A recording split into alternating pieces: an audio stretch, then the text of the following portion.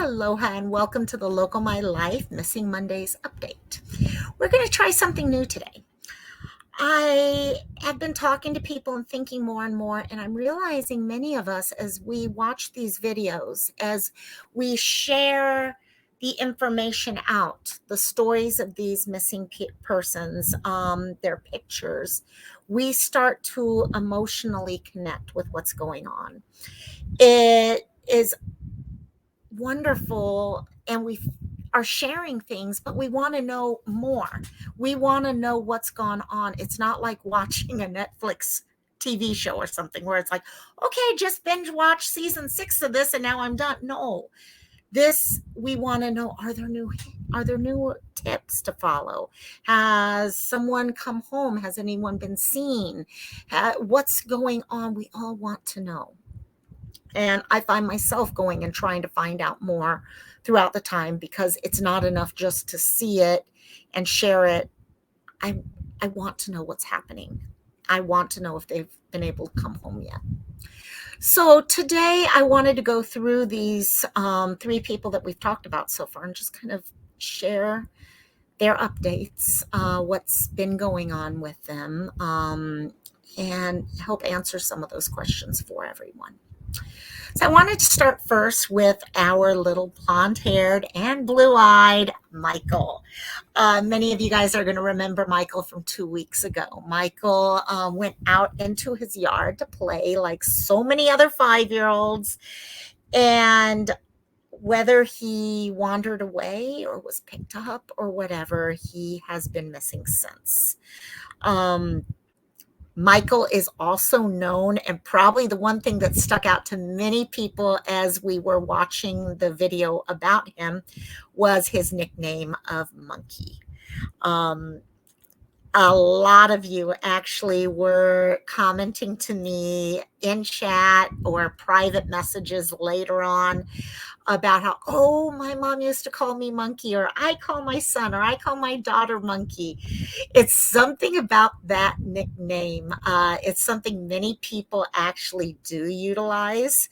And it just has something about it. And I look at Michael and I see Monkey. I don't know what it is. It's just you. Okay, look at that face for just a second. Look at that face right there. He has what we call in Hawaii, he looks like this little kolohe. Okay, little kolohe, little guy who's trying to get into everything and is always running nonstop and just a joy for life. All of these things combined in, to me, that is Monkey right there. And I know his mom and his family are just out there, bring Monkey home. Okay, they're trying to get the word out about him. They are trying to share new pictures all the time. There's a new picture routinely I'm seeing right now. Michael, they do continue looking for him. Unfortunately, I am not seeing too many updates so far. Things seem to still be status quo, more or less, in the case. No new things going on. They are still looking for those vehicles.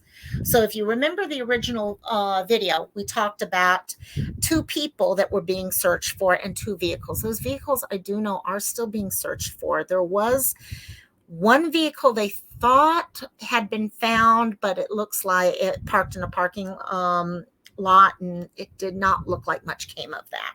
So we are still looking for those vehicles as we look for Michael. Like I said, Michael's mom is very involved. And so one of the ways I keep in touch with what's going on in many of these cases is social media. And I see his mom there, and I see her talking about her little boy and wanting her little boy home. And we have to do every single thing we can within our power to get him home. Okay, whether that is just sharing something, that share may hit that right person, that person who maybe doesn't even realize they know that key bit of advice, information that police will be able to grab and run with. And if they see that share that you're able to do, all of a sudden the dots start connecting. And they're like, oh my gosh, I think I know this here. Where's a phone number? I need a phone number. And then we give them the phone number. That's how important these shares are that you can do. That's how this information is getting out. That is the power of the internet right now. And he needs to, his mom, like I said, is looking for him. His mom, dad, his little sister. I'm picturing right now, we've got a new school year going on right now. We've got Halloween coming up. Last year, most of our kids did not get to go out trick-or-treating. This year, he should be home trick-or-treating, talking about his costume. Please get the information out about Michael. Share it. Let people know that he is a 5-year-old who weighs 50 pounds. He's 3'7" tall and has gorgeous blue eyes and blonde hair. He was last seen wearing a light blue Minecraft t-shirt, and many of you guys with kids know kids love Minecraft right now. So you know the type of t-shirt I'm talking about. The original video actually had a picture of that t-shirt so people can take a look at it. He was wearing black boxer briefs with lime green stitching and size 11 flip-flop sandals. If you hear anything or think anything might be a tip, just something in the back of your mind is telling you something needs to be reported, please let Fruitland Police Department Dispatch know at area code 208-642-6006 or email them at findmichael@fruitland.org. Again, please give them a call. Our second person I wanted to talk about was actually from my area where I live right now, and that is Ariel. Ariel went missing, oh gosh, in September, the middle of September, September 13th, from Waimanalo. Ariel went to sleep that night, and her adoptive family did not see her after that. We don't know what happened to her. The comment from the family is that she walked out in the middle of the night and she disappeared after she left the house. The community is trying to pull together to do whatever we can to find her. She is adoptive. As I mentioned, she has her adopted parents. Her biological family have been extremely involved in this search. They have been out there trying to get her face out there, get posters out there. They've been going to the news. One of the things that I did want to update everyone on is there is now an $11,000 reward for information leading to her. There's a lot the community has tried to come together and do. They've been looking for her. It's right now, I am going to say one thing with the community. One of the thoughts that is going on in this case is that sometimes in our communities, we get scared to say things, okay, especially in smaller communities. You don't know if you're going to upset someone, make someone mad.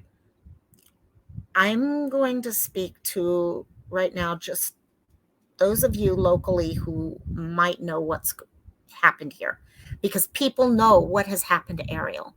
There are people out there that we know have to know something. Okay, someone knows where she is. We grow up here in Hawaii believing in ohana and aloha. We are taught not to let someone go by the wayside. We try to pick them up. We try to carry them. We try to love them. We practice aloha. Ohana is real. Family. Family is more than just biological. It's a community. And as a community, we have a responsibility for our ohana. Please, if you know anyone, say something. I know it might be scary at times because you don't know about the unknown, but say something. This little girl is depending on you. Those brown eyes are depending on you. Please say something. You can, when you speak and give, new tips, it can be anonymous, but you could be her hero right now. So please, I'm asking those of you, because I know I have a lot of friends from this area who will be watching this, and I really wanted people to know, speak up. Please speak up. Be her hero. Help us bring her home. Her mom wants her home. Her biological family loves her tremendously and wants her home.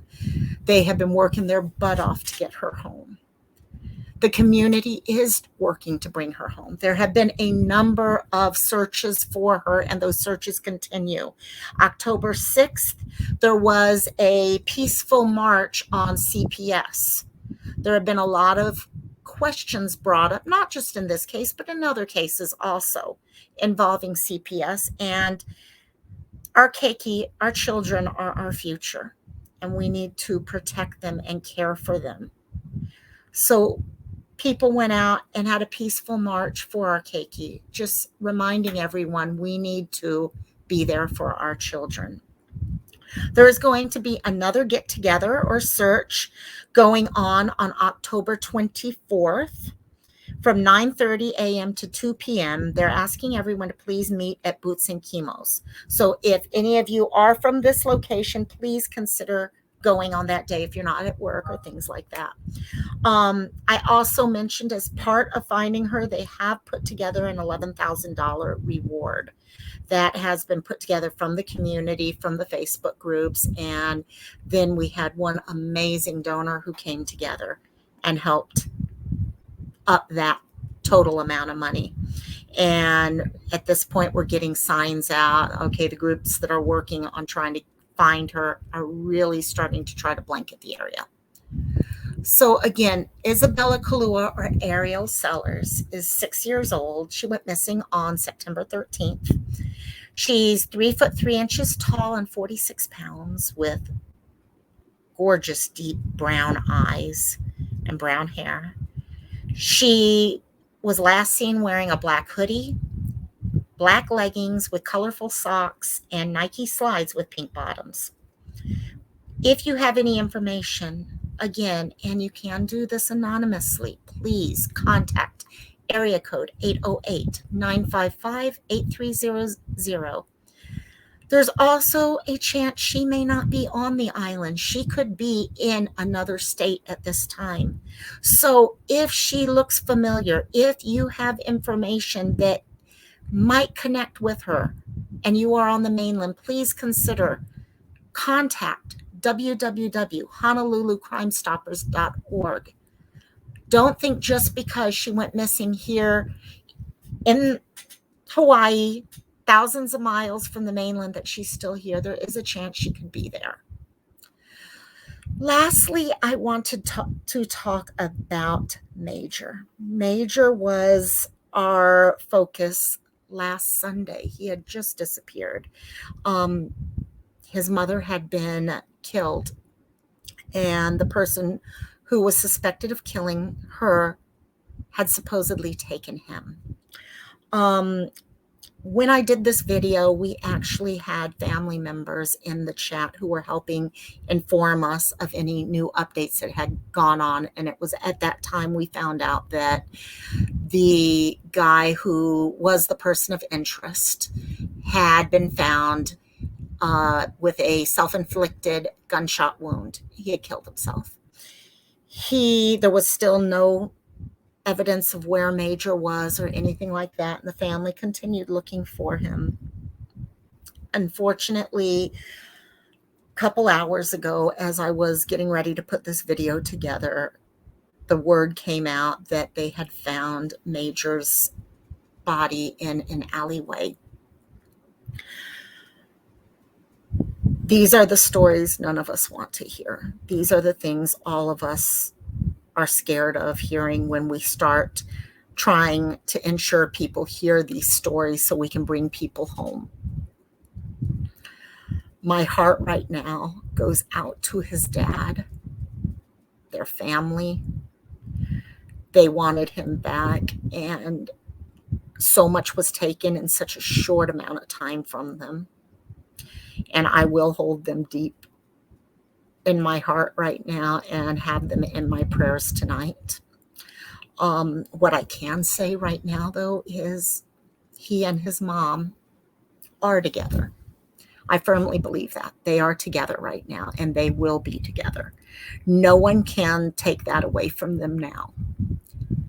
Both Major and Mallery were victims of violence and crime, but no one can take away the love they had for each other and the love other people had for them. I'm asking all of you who have been watching these videos, please say a prayer tonight. If you're not religious, please send them positive energy, because the family needs that energy right now. Unfortunately, not everyone is found able to come home and have a party and cuddle with their family members and all that. In some cases, the chapter closes. They find their answers, and there is peace in knowing those answers. Yes, it's not the answers they want, but it's better than the unknown also. But it still hurts. And our hearts will always be with the family members who are going through these types of moments. This is one of the hardest parts of doing this video series, is seeing when things like this happen. But the family does have that closure now, which is something that so many people, okay, they have family members who've been missing for decades, and closure is what they are hoping for. So I will keep both Mallery and Major in my heart tonight and in the next couple days. And I ask that everyone else does too. This series has been something that started because I saw with the whole Gabby case, the internet had power. The internet had the power to find her. And there are so many thousands of other people who need to have their story told. They need to come home, or they need to have peace. Their family need that peace, and we have that ability to make those connections for them. I'm working on this week's Missing Mondays, so it will be coming out as usual. If you have anyone that you know who needs to have their story told, please let me know, and I can make sure that they get their information shared also. I look forward to seeing you guys on Monday. Again, thank you all for every time you share these videos or take a screenshot and send that screenshot out, or however you do it. Thank you. Thank you for sharing all this information. It really does mean the world to the families who just want their loved ones home. Again, thank you guys so much. Love all you guys. Aloha. And I will see you soon. Bye-bye.